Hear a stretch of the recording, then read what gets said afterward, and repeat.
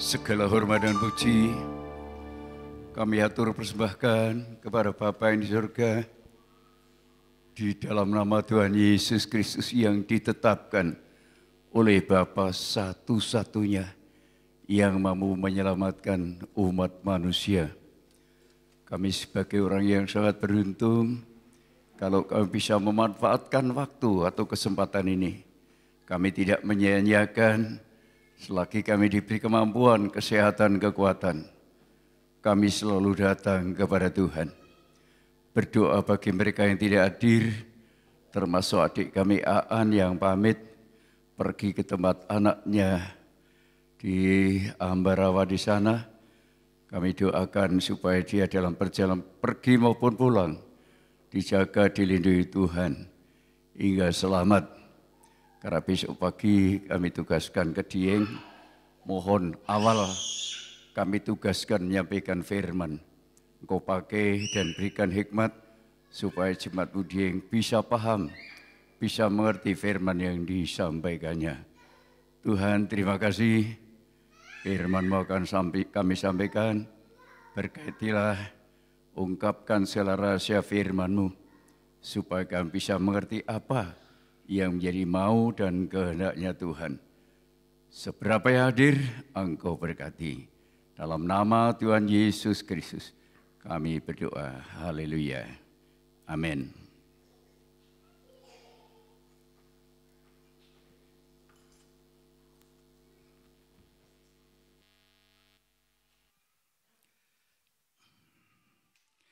Saya ucapkan selamat malam, shalom. Puji Tuhan ya saudara, segala kekurangan dan kelemahan yang ada pada saya tetap kami gunakan untuk Tuhan. Karena saya percaya hidup ini dari Tuhan. Segala sesuatu bisa terjadi jika Tuhan kehendaki. Mari kita sama-sama membaca firman Allah di dalam surat Ibrani 10 ayat 8 sampai 14. Ibrani pasal yang ke-10 ayat 8 sampai yang ke-14. Di atas ia berkata, kurban dan persembahan, kurban bakaran dan kurban penghapus dosa tidak engkau kehendaki dan engkau tidak berkenan kepadanya, meskipun dipersembahkan menurut hukum Taurat. Dan kemudian katanya, sungguh aku datang untuk melakukan kehendak-Mu. Yang pertama ia hapuskan supaya menegakkan yang kedua. Dan karena kehendaknya inilah kita telah dikuduskan satu kali untuk selama-lamanya oleh persembahan tubuh Yesus Kristus. Selanjutnya setiap imam melakukan tiap-tiap hari pelayanannya dan berulang-ulang mempersembahkan kurban yang sama sekali tidak dapat menghapuskan dosa. Tetapi ia setelah mempersembahkan hanya satu kurban saja karena dosa, ia duduk untuk selama-lamanya di sebelah kanan Allah. Dan sekarang ia hanya menantikan saatnya di mana musuh-musuhnya akan dijadikan tumpuan kakinya. Sebab oleh satu korban saja ia telah menyempurnakan untuk selama-lamanya mereka yang ia kuduskan. Ya, jadi Yesus datang ini untuk menjelaskan dan menggenapkan apa yang dijanjikan Tuhan. Dimulai janji secara jasmani yang sering saya jelaskan, firman yang pertama untuk badani, yaitu hukum Taurat yang turun di Gunung Sinai, dituliskan dalam 2 loh batu. Itu dari Tuhan. Tapi dipecahkan oleh Musa karena marah bangsa Israel menyembah patung lembu. Dan setelah itu dia merasa tidak ada penuntun. Untuk menjadi pemimpin tidak ada penuntun, tidak ada penolong. Menuntun umat Allah setelah keluar dari Mesir menuju ke negeri yang dijanjikan. Maka dia berkata, kalau aku dan umatmu tidak dibedakan dari segala bangsa, untuk apa kami pergi? Bukan Musa putus asa, tapi menyadari benar-benar kebodohannya di hadapan Tuhan, kelemahannya di hadapan Tuhan. Kalau bukan Tuhan sendiri yang memimpin dan memakai seorang hambanya, untuk apa toh? Musa sadar bahwa keberhasilan hidup itu karena penuntunan Tuhan. Maka Tuhan diperintahkan untuk membuat 2 loh batu yang sama persis ditata seperti yang Tuhan berikan.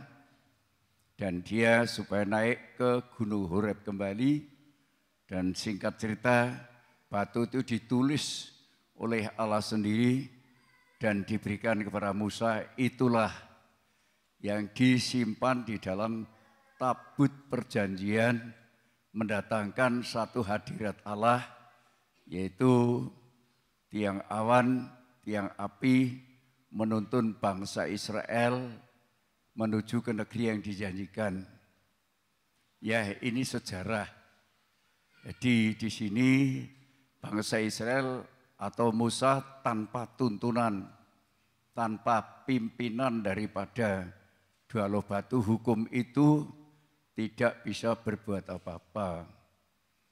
Namun itu hampir setelah bangsa Israel bisa menyeberang sungai Kanaan dengan tabut yang dipikul, sungai Yordan, ya, bukan sungai Kanaan. Sungai Yordan terbelah, bangsa Israel bisa berjalan. Kenyataannya janji yang lahir itu tidak bisa permanen. Demikian juga Yesus datang ini meniadakan yang tidak permanen diganti yang permanen. Lah Yesus bukan sekedar suara, bukan sekedar huruf, ya, tetapi roh yang dikandung dan firman yang menjadi manusia. Inilah nanti yang akan menuntun saya dan saudara melintasi langit menuju negeri yang kekal, yaitu kerajaan surga abadi.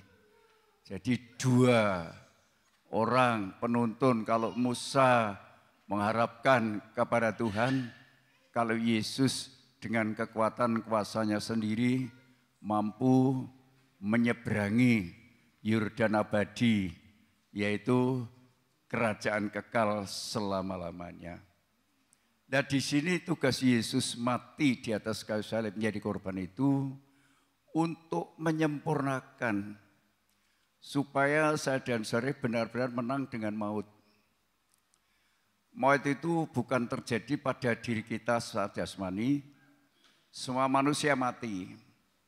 Tetapi untuk yang kedua kalinya, ini maut harus dikalahkan, harus ditelan di dalam kemenangan oleh korban Kristus.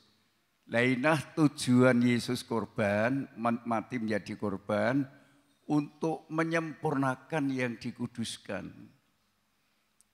Jadi manusia yang tidak dikuduskan tidak mungkin disempurnakan.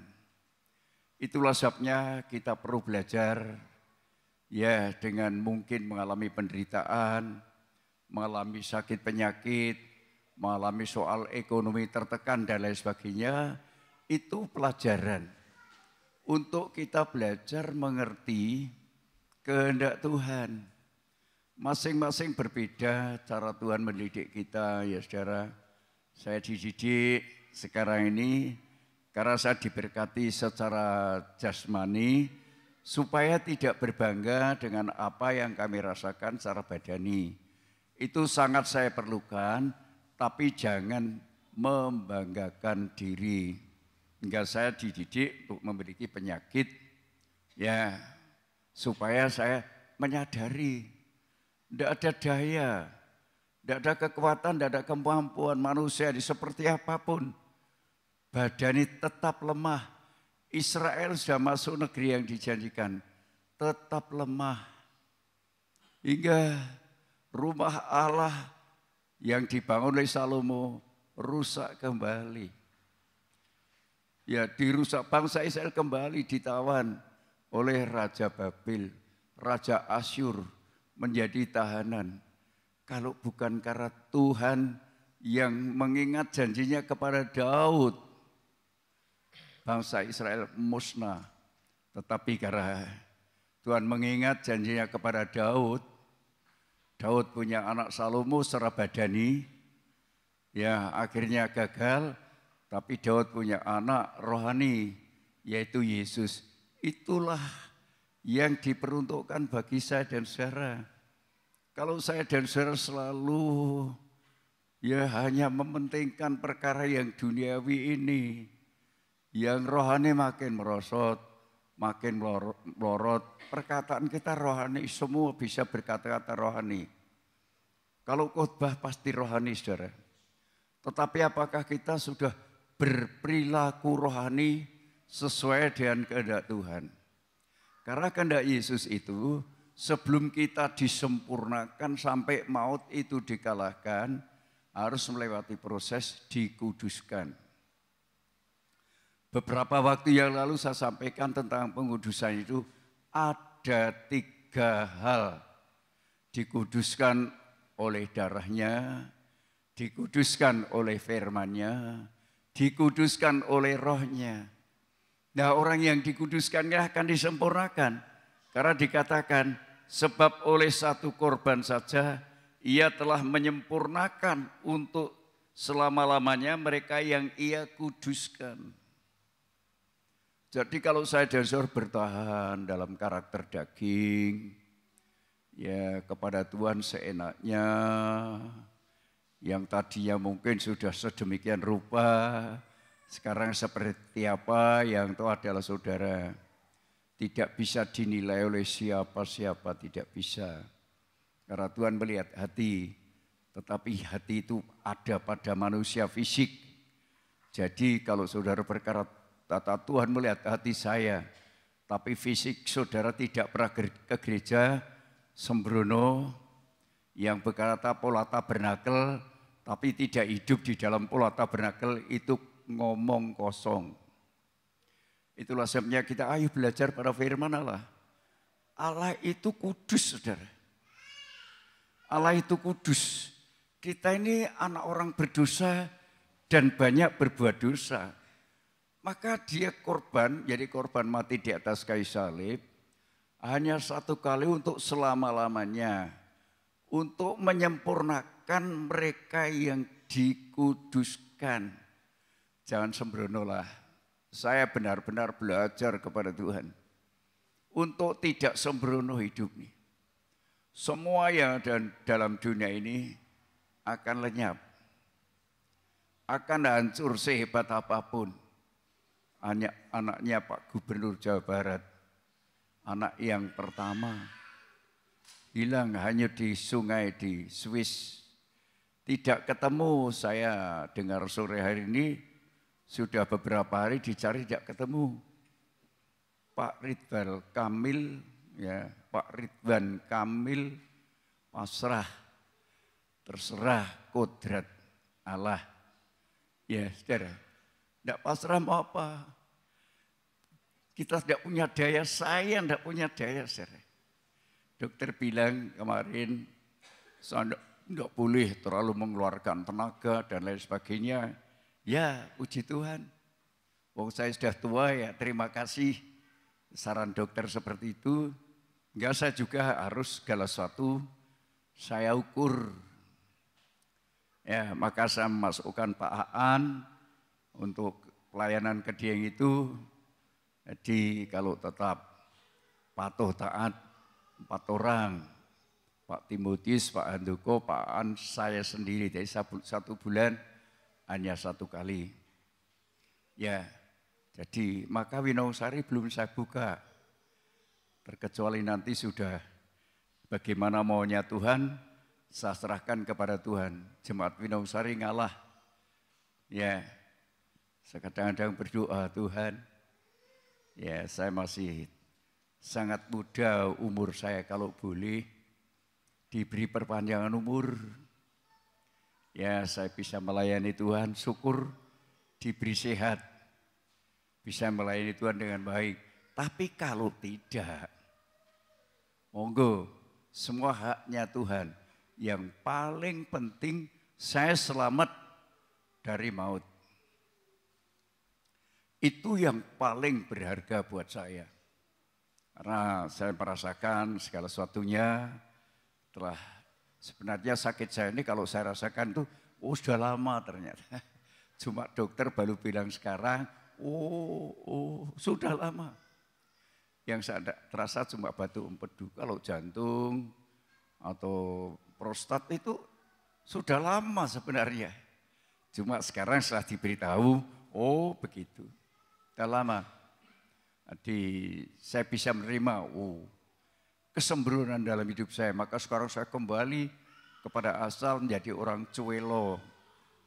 Panganannya budin ya saudara. Ya hanya sayur, panganan itu kembali saya, aku ingat siapa saya ini? Siapa saya ini? Kok jadi sombong? Ya, cuma seperti itu dulu, saya seperti itu, kok sekarang jadi sombong? Terima kasih Tuhan, didikanmu. Enggak, saya sekarang ketat karena tidak boleh makan ini, tidak boleh makan itu. Ya roti, walaupun berbagai macam roti, ya saya coba minum teh manis, ya sudah tidak enak. Jadi saya teh pahit, minum air putih. Saya belajar tak rawat fisik saya karena rumah Allah. Kalau Allah masih berkenan, berdiam di dalam diri saya, tidak seperti anaknya Pak Kamil, hanyut hilang. Ditunggu sampai sekarang tidak ketemu. Ya puji Tuhan, saya kalau mati jangan hilang. Mati bisa diketahui, dan kalau saya mati bisa dimakamkan seperti yang lain. Itu doa saya. Sekarang kita lihat dalam 1 Petrus 1 ayat 15-16. 1 Petrus 1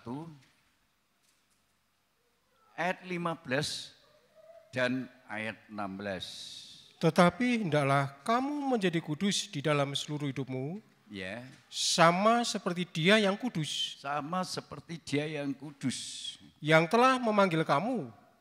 Sebab ada tertulis, kuduslah kamu, kuduslah kamu, sebab aku kudus. sebab aku kudus. Kudus itu dalam suasana, kalau dalam perjanjian lama, dalam kejadian, itu suasana sabat. Suasana perhentian, suasana Tuhan tidak bekerja, itu kudus. Lah manusia sudah tidak ada perhentian lagi karena dosa. Maka manusia hidup dalam kesengsaraan, ya hidup dalam onak duri, mencari nafkah siang malam, ya kalau mencari duit siang malam siap, tapi kalau ibadah hanya hari-hari tertentu saja, banyak alasan. Siapa itu? Semua manusia. Kalau manusia bisa taat, itu karena karya Allah. Jadi antara satu dengan yang lain berbeda. Yang berkarakter daging seperti Salomo jatuh dalam dosa, walaupun ada hikmat, minggu kemarin saya jelaskan. Ada hikmat yang luar biasa tapi mengakhiri hidup jatuh. Ya saudara, tapi yang rohani seperti Yesus digoda tidak memban. Itu fakta bahwa Allah itu kudus. Yesus bisa mewujudkan kudus, maka Yesus bisa menyempurnakan orang yang dikuduskan. Jadi hidup dalam kekudusan itu sangat menghormati firman Allah. Menghormati sekali. Jatuhnya dalam dosa Adam dan Hawa karena tidak menghormati firman Allah. Diperintahkan buah dalam taman boleh dimakan dengan bebas, tapi satu pohon buah pengetahuan baik dan jahat jangan dimakan, sebab ketika kau makan pasti mati. Dilanggar, pasti mati, ya mati. Lah kalau Tuhan berkata kepada saya sudah melanggar firman, pasti, ya pasti. Ya saudara, jadi apa yang kita dapatkan ini kepastian dari Tuhan karena kita melanggar firman Allah. Kalau saudara pasti seperti itu, ya karena kita melanggar firman Allah.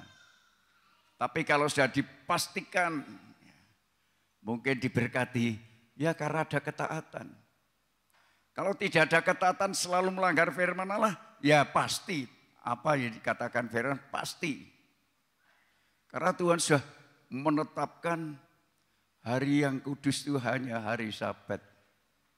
Hari ketujuh Tuhan tidak bekerja. Nah, ini supaya dihormati sampai hukum Taurat pun menghormati hari Sabat tapi hanya hurufiah. Ibadah hanya hurufiah. Tetapi hatinya tidak ada penghargaan bahwa Allah itu kudus, lah kita harus kudus. Ayo kita baca dulu ayatnya, Kejadian 2 ayat 3. Kejadian pasal 2 ayat yang ketiga.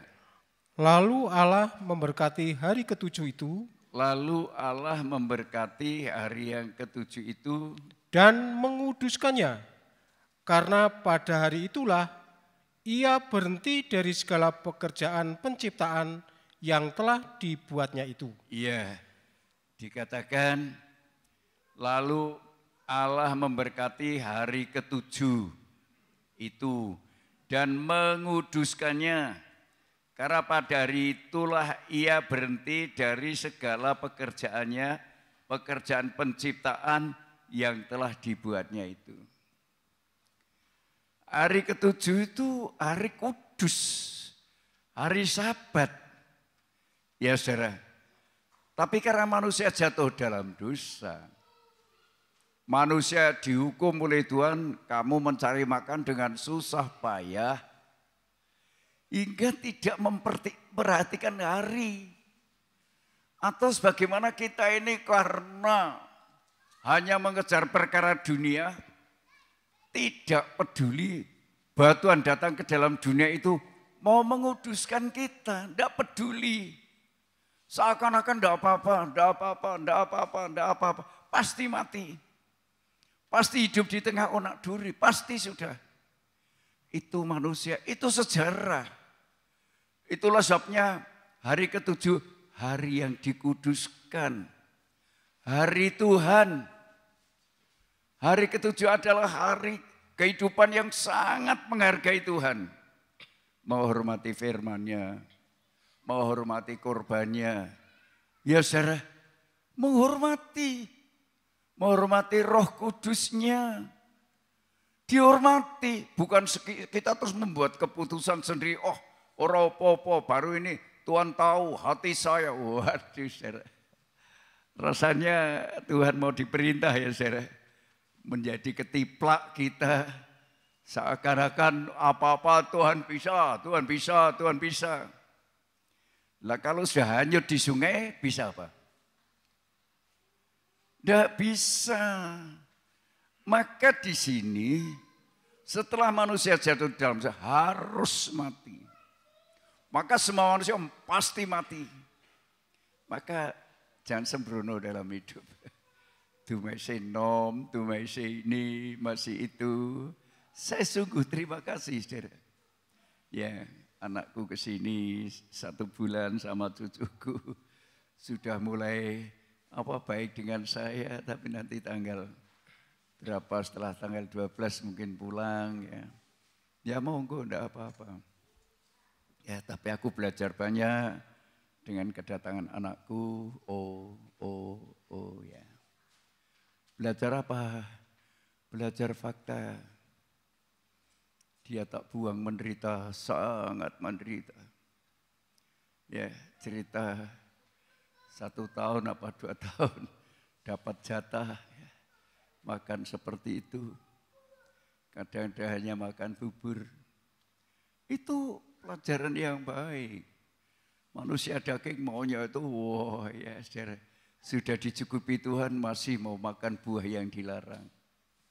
Sudah dicukupi Tuhan. Sudah diberkati Tuhan. Tapi masih mau melonjak yang dilarang oleh Tuhan. Miliknya Tuhan dirampas. Ya dikunyah habis-habisan. Ya monggo itu haknya. Tetapi hari ke-7 waktu itu hari Sabat, harinya Tuhan dalam hukum Taurat juga dianggap hari Sabat itu hari kudus. Tetapi bukan seperti yang dikehendaki Tuhan. Kudusnya hari Sabat itu sudah ternoda sikap dan perbuatan dosa.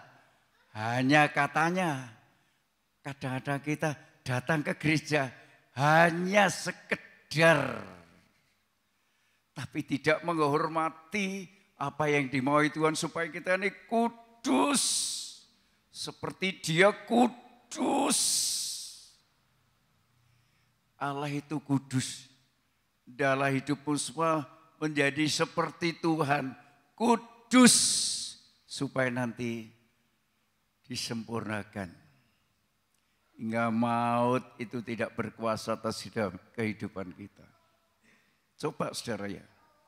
Kalau saudara sudah mulai sembrono, tidak datang, ibadah sekali, 2 kali. Oh akan nyaman saudara. Akan nyaman. Tidak datang lagi, tidak datang lagi, tidak datang lagi. Tidak apa-apa, tidak datang lagi, tidak apa-apa. Luar biasa iblis itu. Tapi kalau sekali tidak nyaman, ada usaha untuk datang, untuk datang, untuk datang, untuk datang. Itu ketaatan yang dikerjakan oleh Tuhan lewat saudara menghargai firman-Nya, menghargai korbannya, menghargai rohnya. Kalau tidak itu, waduh saudara, kalau saudara mulai sembrono, pernah bisa berbuat baik, menghargai hari Tuhan. Tapi setelah tidak, terus berlanjut. Ya monggo itu tidak apa-apa. Saya mengajarkan apalagi bicara hal uang. Aku mengajar bukan aku kekurangan. Aku mendapat berkat Tuhan. Ya dari sidang Jumat, aku cukup sir. Tapi kalau aku mengajar, bukan soal keuangan.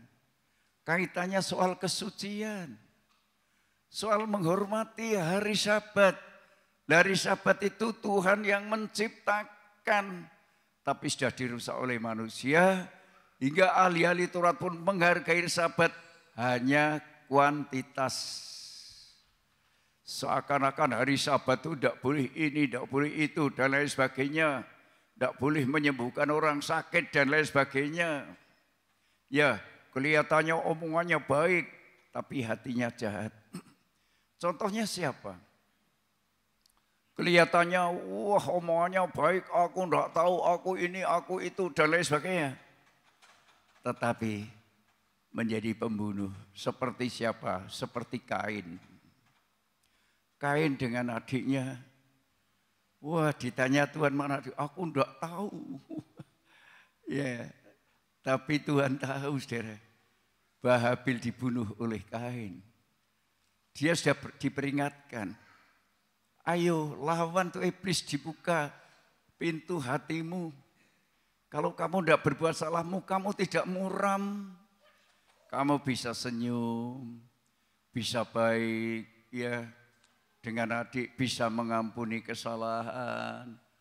Tapi Kain tidak. Itu sejarah kematian pertama yang ditetapkan oleh Tuhan. Mari kita baca. Dalam Kejadian 4. Ya, ayat yang ke-7. Apakah mukamu tidak akan berseri jika engkau berbuat baik. Tetapi jika engkau tidak berbuat baik, dosa sudah mengintip di depan pintu. Ia sangat menggoda engkau, tetapi engkau harus berkuasa atasnya. Engkau harus berkuasa atasnya. Apakah mukamu tidak akan berseri jika engkau berbuat baik? Tapi jika engkau tidak berbuat baik, dosa sudah mengintip di depan pintu. Ia sangat menggoda engkau, tapi engkau harus berkuasa atasnya.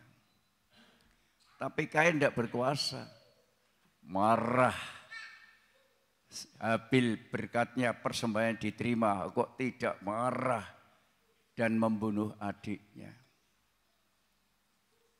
Ini awal daripada kematian yang ditetapkan oleh Tuhan. Kamu pasti mati. Dialami oleh Habil, dibunuh oleh Kain. Pasti mati. Hidup bukan di Eden lagi, tapi hidup sudah di semak duri. Hidup dalam penderitaan yang dikejar hari-hari untuk makan. Hari-hari untuk kemewahan hidup yang dikejar. Karena itulah yang dialami oleh Adam dan Hawa. Sudah mewah, sudah cukup, makanlah semua pohon dalam taman, makanlah buah semua pohon dalam taman, hanya satu. Buah pengetahuan baik dan jahat, jangan kau makan.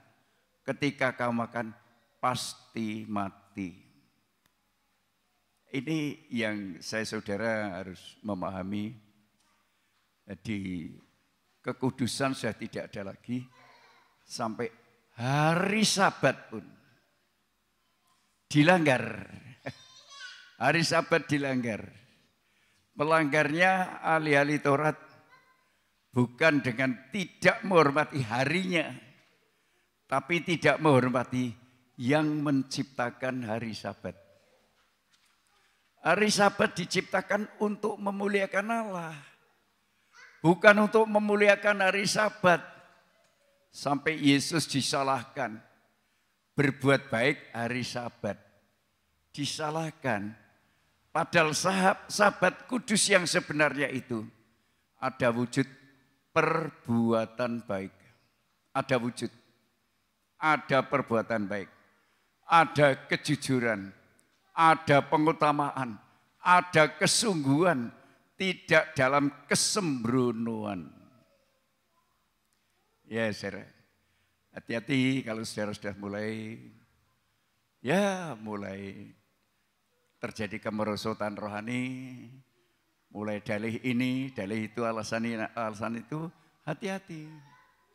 Ya Tuhan tidak mau seperti itu. Karena kekudusan yang Tuhan ciptakan itu untuk benar-benar itu hari kudus. Supaya manusia sangat menghormati hari Tuhan. Genapkan dalam Yesus supaya manusia menghormati yang menciptakan kekudusan itu. Karena hari Sabat diciptakan oleh Tuhan, berhenti dari segala pekerjaannya. Itulah dikuduskan oleh Tuhan. Tetapi karena manusia berdosa, hingga kekudusan itu hanya ucap kata. Tetapi dalam perilaku sudah melanggar kekudusan. Ayo kita buktikan. Dalam Matius 12 ayat 8. Matius 12 ayat yang ke-8.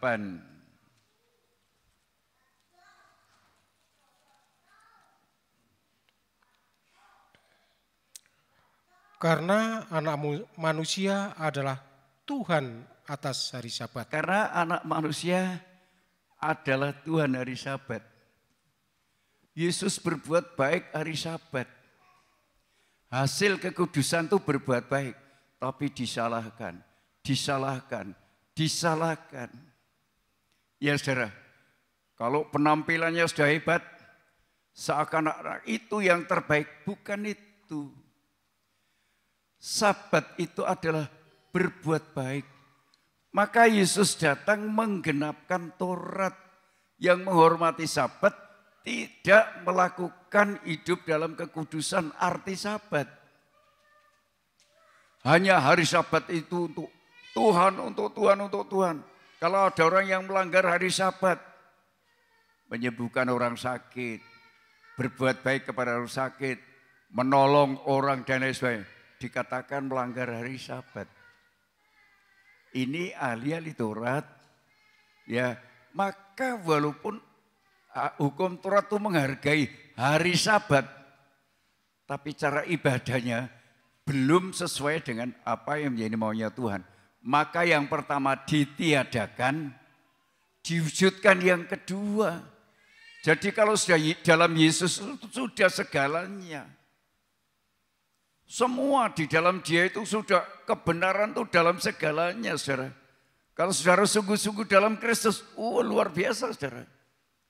Tapi kalau kita hanya sekedar ya ke gereja, penting saudara ke gereja ini. Tapi kalau saudara tidak memperhatikan firman Allah dan tidak mengalami satu keubahan hidup, wah, sia-sia saudara. Saya sia-sia. Ya, hidup saya sudah umur segini, saya akan menjadi sia-sia. Maka saya doa saya tiap malam. Ya, saya selalu menyerahkan hidup ini kepada Tuhan. Saya ingin hidup saya, apapun yang terjadi, selamat. Yang saya doakan, pekerjaan ini kami merintis 50 tahun lebih Tuhan. Jangan sampai jemaatmu tidak terpelihara. Dari nol aku. 1 tahun aku kalau tidak disuruh makan. Mbah Mento almarhum, Mbah Cokro almarhum, Pak Kartospono almarhum, aku tidak makan. 1 tahun aku mengambil keputusan. Tidak lupa sejarah itu, Mbah Mirtomo, 2 kilogram beras. Hasil upah nutu, saudara. Diberikan kepada saya. Itu saya pelupa, tapi hal itu tidak pernah lupa. Mbah Mirtomo, kangge ume mawon. Kula nedole ye ume kersane dar sekul. Luar biasa, saya ingat kenyataannya Mbah Mir dipanggil pulang Tuhan dalam suasana yang sangat mengagumkan, sangat membahagiakan. Saya ingin seperti itu. Ya, jangan mati saya mati hanyut, tapi mati seperti Mbah Mir. Wih, pahlawan iman. Matinya upacara di gereja luar biasa. Itu seperti otomatis memang Tuhan yang mengerjakan. Ya, ini saya kagum. Maka saya walaupun itu seorang tidak bisa membaca. Seorang janda sejak aku masuk sini. Aku kagum. Ya, bukan saya merasa hebat. Aku kagum walaupun orang seperti itu. Sikap perbuatannya, pengutamanya kepada Tuhan. Luar biasa.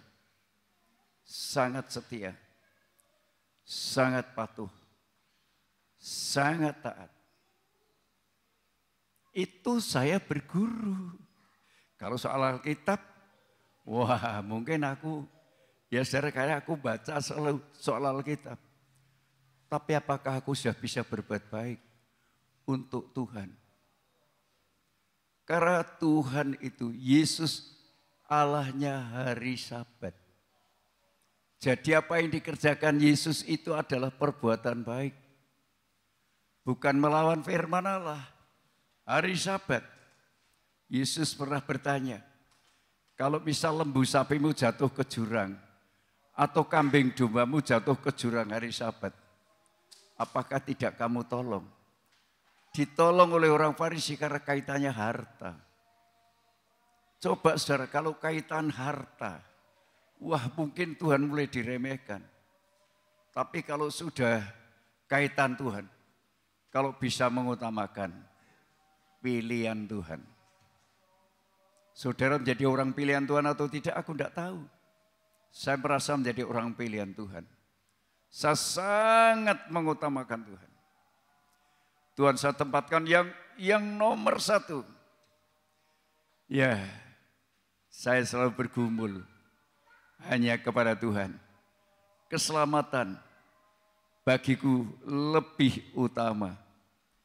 Itulah sebabnya saudara, ya saya renungkan Yesus Tuhannya hari Sabat.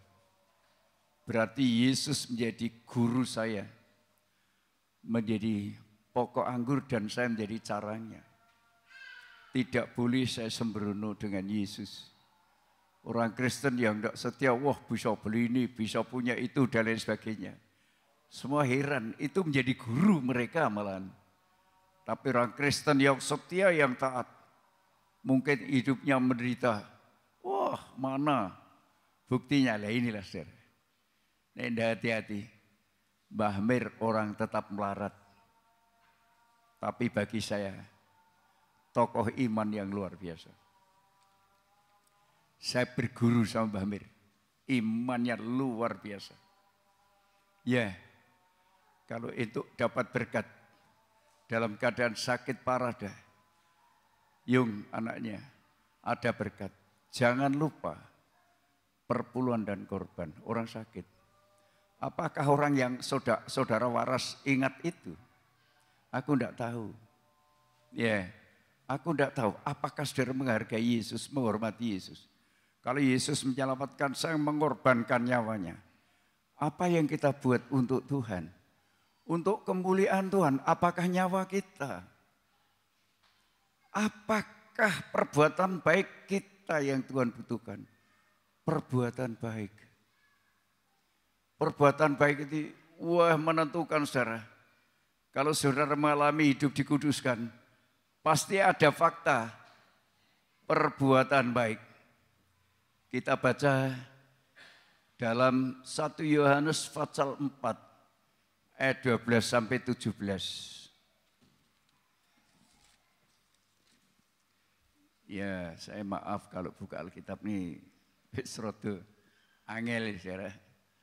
1 Yohanes 4 ayat 12 sampai 17. Tidak ada seorang pun yang pernah melihat Allah. Jika kita saling mengasihi, Allah tetap di dalam kita dan kasih-Nya sempurna di dalam kita. Kasih-Nya sempurna dalam kita, terus Demikianlah kita ketahui bahwa kita tetap berada di dalam Allah dan Dia di dalam kita. Ia telah mengaruniakan kita mendapat bagian dalam roh-Nya. Iya, kalau kita ini tetap dalam kasih, berarti kita tetap di dalam Dia. Tapi kalau sudah mulai hati kita sembrono ini itu sudah bergeser, saudara. Teruskan. Dan kami telah melihat dan bersaksi bahwa Bapa telah mengutus anaknya menjadi juru selamat dunia. Barang siapa mengaku bahwa Yesus adalah anak Allah, Allah tetap berada di dalam dia dan dia di dalam Allah. Kita telah mengenal dan telah percaya akan kasih Allah kepada kita. Allah adalah kasih, dan barang siapa tetap berada di dalam kasih, ia tetap berada di dalam Allah dan Allah di dalam dia. Allah itu kasih. Kalau kita tetap dalam Allah, berarti hidup dalam kasih. Terus kan? Dalam hal inilah kasih Allah sempurna di dalam kita, yaitu kalau kita mempunyai keberanian percaya pada hari penghakiman, karena sama seperti Dia, kita juga ada di dalam dunia ini. Iya. Jadi keberanian kita mengambil keputusan, saudara. Untuk kita tetap mengasihi Tuhan. Seperti Tuhan mengasihi kita. Kasih Allah pada kita seringkali tidak kita sadari. Bahasa diberi panjang umur. Kasih Allah. Tapi saya menyalahgunakan kasih Allah. Aku tidak mengasihi Allah. Hanya mengasihi diriku sendiri. Mengejar perkara yang duniawi. Mengejar perkara-perkara yang sebenarnya sewaktu-waktu bisa binasa. Tapi yang dari Allah ini permanen. Ini penting kita pahami. Kita renungkan, kita pergumulkan. Kalau kita tetap mengasihi Allah, maka kita juga terwujudkan hidup dalam kasih. Saya kemarin periksa dokter mata, terus dokter jantung.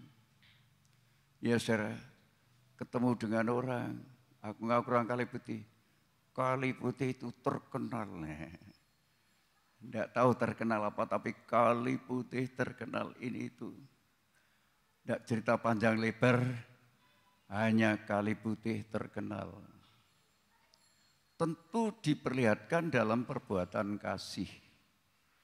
Kalau tidak ada kasih, orang dibiarkan, ada tamu dibiarkan, ada apa dibiarkan, tidak ada wujud kasih, acuh tak acuh. Apakah itu orang di dalam Kristus? Orang di dalam Kristus itu sikapnya hormat. Hormat itu diwujudkan, dilihat oleh orang, dirasakan oleh orang lain. Jadi bukan kasih itu hanya kepada Allah, tetapi kepada orang tidak ada. Vertikal, horizontal. Itu salib. Mengasihi Tuhan yang sungguh-sungguh. Pasti bisa mengasihi sesama manusia. Pasti bisa mengampuni, bisa ramah, bisa melepaskan hati yang benci, muka yang muram. Ya, pasti bisa.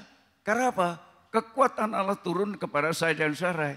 Hingga saya dan saudara sungguh-sungguh hidup dalam diperhatikan dan diberkati oleh Tuhan.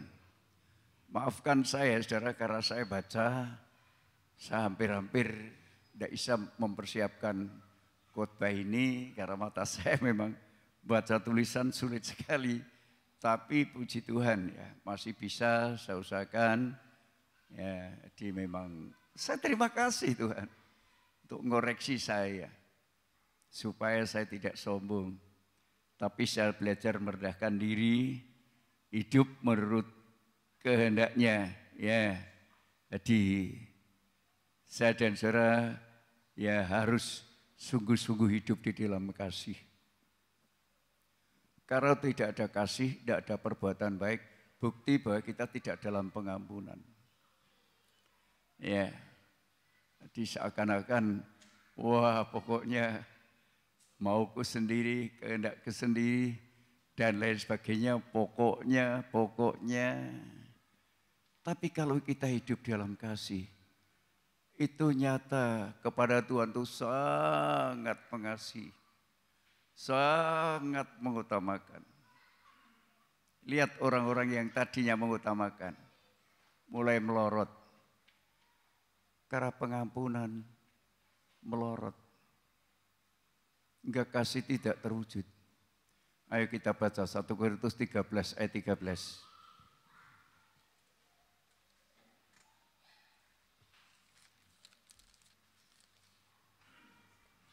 1 Korintus 13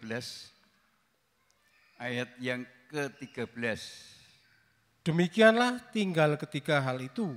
Demikianlah tinggal ketiga hal ini, yaitu iman, pengharapan dan kasih. Ya.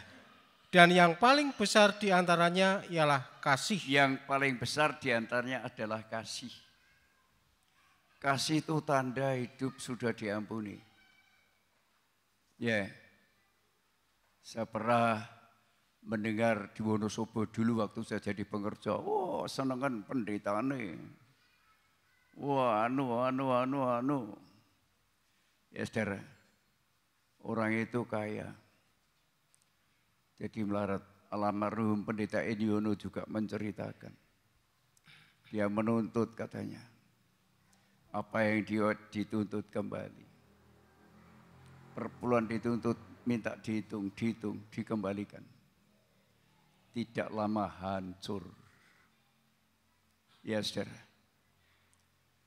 Menganggap hamba Tuhan kesenangan, anu dan lain sebagainya. Hati-hati saudara, hati-hati. Perbuatan kasih itu untuk Tuhan, juga untuk sesama manusia. Kalau saudara sudah bisa berbuat kepada Tuhan utama dan kepada sesama manusia utama, luar biasa. Orang yang berbuat kasih besar, bukti dosanya besar diampuni. Tapi orang yang sulit berbuat kasih, bukti bahwa dosanya utuh. Utuh, saudara. Egois. Hanya mementingkan diri sendiri. Utuh. Tapi kalau kita sudah bisa berbuat kasih, karena tinggallah 3 hal ini. Iman, pengharapan dan kasih. Yang terbesar adalah kasih. Ini ada contoh dalam Alkitab. Tuhan Yesus menanyakan kepada Petrus, ada orang punya hutang 500 dinar dan 50 dinar. Ya, sama-sama dilunaskan. Yang mengucapkan banyak terima kasih, yang 500 apa yang 50? Yang 500, yang hutangnya banyak dibebaskan. Waduh, luar biasa. Sama ada orang berdosa. Perempuan yang berbuat dosa besar. Ya saudara. Tetapi dia berbuat kasih besar kepada Yesus. Perempuan sundal, perempuan yang sudah tidak ada harga apa-apa di mata manusia. Tapi dosanya diampuni oleh Yesus. Apa yang dia buat? Dia datang menyembah Yesus, membasahi kaki Yesus dengan air mata. Mungkin kita bisa seperti nangis tidak mengeluarkan air mata. Ini mungkin tidak kedengaran nangis, tapi air matanya membasahi kaki Yesus. Diseka dengan rambutnya. Dan minyak narwastu yang harga mahal dipecahkan untuk mengurapi Yesus. Orang-orang Farisi menyalahkan apakah dia itu tidak tahu bahwa itu orang berdosa. Kenapa dibiarkan berbuat seperti itu? Inilah orang Farisi. Orang beragama yang hanya menilai orang. Tidak menilai dirinya sendiri, tapi hanya melihat kesalahan orang. Tidak melihat kesalahannya sendiri. Dia tidak mau mengakui kesalahannya. Dan itulah yang dosanya tidak diampuni. Maka dia tidak berbuat kasih. Ayo kita baca 1 ayat saja. Dalam Lukas 8 ayat 47. 1 ayat saja. Lukas 8 ayat 47. Ketika perempuan itu melihat bahwa perbuatannya itu ketahuan, ia datang dengan gemetar, tersungkur di depannya, dan menceritakan kepada orang banyak apa sebabnya ia menjamah dia, dan bahwa ia seketika itu juga menjadi sembuh. Ya. Ketika perempuan itu ya melihat Yesus, karena dia berkata, imanmu menyelamatkan kamu. Itu dikatakan oleh Yesus kepada perempuan itu, karena apa? Melakukan sesuatu perbuatan yang baik. Terus bagaimana saya dan Sarah kalau tidak bisa melakukan perbuatan baik? Ketika perempuan ini melihat bahwa Yesus perbuatannya itu ketahuan, ia datang dengan perbuatan itu ketahuan, ia datang dengan gemetar, tersungkurlah dia di depannya dan menceritakan kepada orang banyak apa sebabnya ia menjamah dia dan bahwa ia seketika itu juga disembuhkan. Saudara, ini kita kalau merasa benar-benar ditolong Tuhan. Ya, anakku Iin cerita penderitaannya.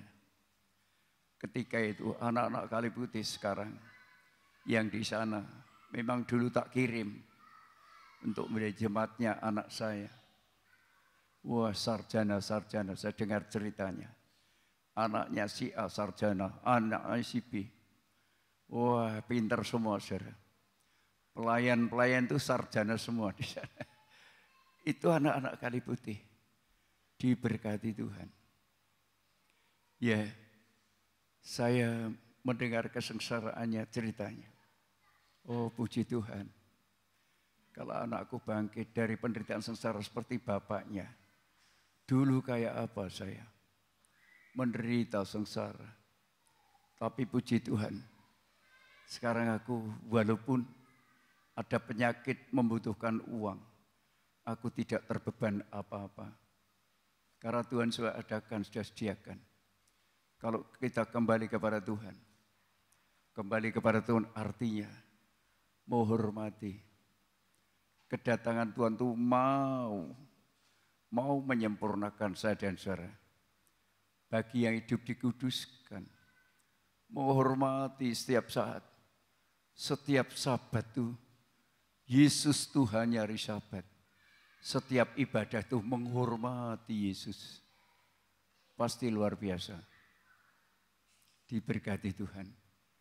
Yang sudah merasakan itu, puji Tuhan. Bukan harus kelihatan kaya raya. Tapi hidup damai sejahtera. Merasa bersyukur kepada Tuhan. Mari kita datang kepada Tuhan. Dan mari pemain musik, singer tampil ke depan dan Mbak Esti tak minta untuk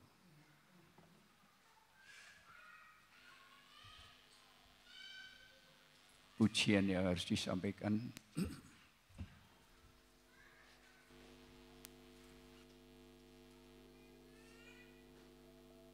Saya memang kurang punya bakat ya saudara itu. Saya akui, maka saya selalu menyuruh saudari Esti untuk menyediakan lagu setelah firman Allah. Mari saudara.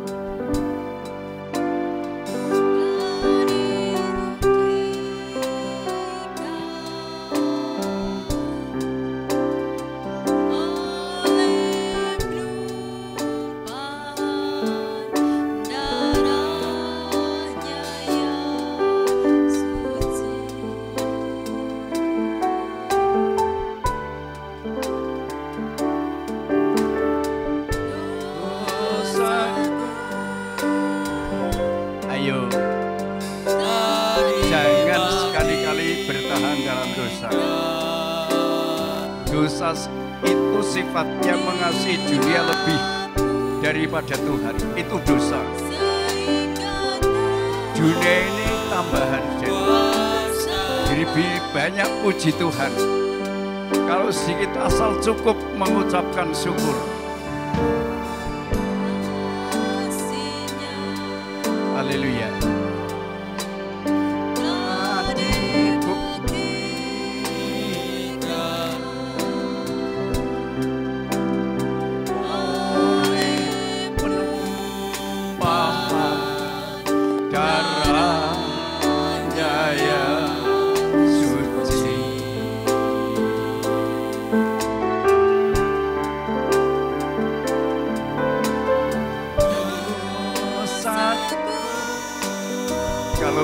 Dosa sudah diampuni, sudah dihapuskan, pasti timbul kasih, pasti timbul perbuatan baik saudara.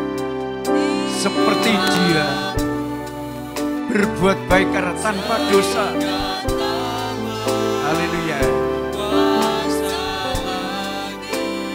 Sekali lagi.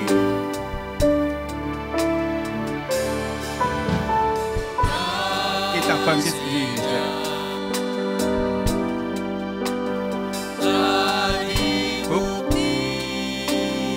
Sudah terbukti ini. Apakah saudara juga sudah terbukti? Kalau dosamu dihapus,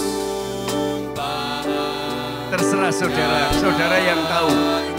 Saudara yang menilai dirinya sendiri, bukan menilai orang lain.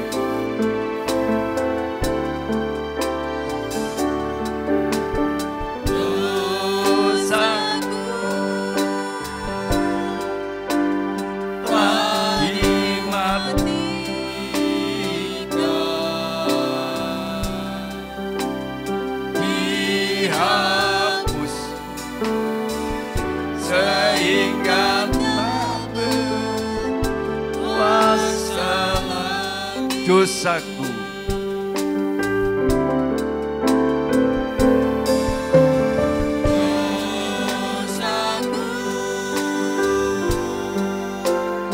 Yakin nanti timbul perbuatan baik, timbul kasih itu dari dosa yang diampuni. Sekali lagi dosaku telah dimatikan. Jadi kasih itu timbul dari dosa yang sudah dihapus, saudara. Tapi kalau tidak ada kasih sama sekali, perlu saudara meragukan. Haleluya. Dihapus sehingga tak berkuasa lagi. Kami bersyukur kepada Tuhan dengan segala keberadaan kami, kekurangan kami berteriak kepada Tuhan untuk kami mampu mempersiapkan memberitakan firman pada malam hari ini. Dengan banyak kekurangan, karena mata kami untuk membaca sulit. Kami berusaha dengan cara apapun, tetapi Tuhan setapak demi setapak kami mempersiapkan firman-Mu dan bisa menyelesaikannya pada malam hari ini. Inti daripada korban Kristus adalah untuk menyempurnakan manusia seperti Tuhan adalah sempurna. Syaratnya mau hidup disucikan oleh darah Yesus, disucikan oleh firman Allah, disucikan oleh rohnya, supaya kami taat kepada Tuhan. Ada pandangan yang utama kepada Tuhan. Kalau kami sudah mampu mengutamakan Tuhan, timbullah dalam hati kami perbuatan baik itu dari Tuhan. Timbullah kasih itu dari Tuhan. Bukan kasih manusia, tapi kasih dari Allah. Kasih agape, kasih yang tanpa pamrih apa-apa. Itulah kasih Allah, hasil daripada hidup yang disucikan oleh Tuhan. Kami semua merindu, terutama kami hamba-Mu, supaya apa yang kami buat semata-mata hanya untuk hormat, untuk kemuliaan Tuhan, bukan untuk kemuliaan diri sendiri. Untuk menceritakan bahwa Allah itu baik, Allah itu hebat, Allah itu dahsyat. Hingga kami hidup tidak sembrono kepada Tuhan. Berkatilah semua sidang jemaat-Mu pada malam hari ini. Tak terkecuali ya Tuhan. Jangan sampai ada yang tidak diberkati, satu orang saja. Jangan terjadi. Berkatilah semua kami ya Tuhan.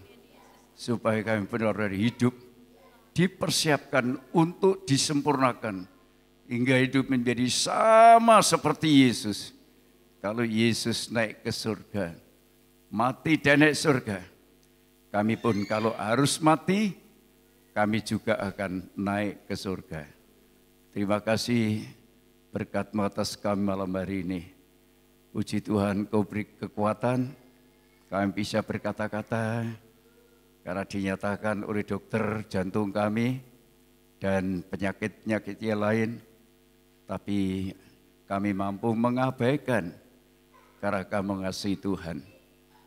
Di dalam nama Tuhan Yesus Kristus, kami berdoa. Haleluya. Mari kita mengangkat tangan. Saudara-saudaraku yang dikasihi Tuhan, pulanglah ke rumah masing-masing. Turunlah ya berkat damai sejahtera dari Allah Bapa, kasih sayang dan kemurahan Sang Putra dan persekutuan Allah Roh Kudus memberkati, menyertai, meridui saudara semua. Sekarang, besok, bahkan sampai selama-lamanya, hingga hari Maranatha dalam nama Tuhan Yesus Kristus. Kami berdoa. Semua kita katakan amin.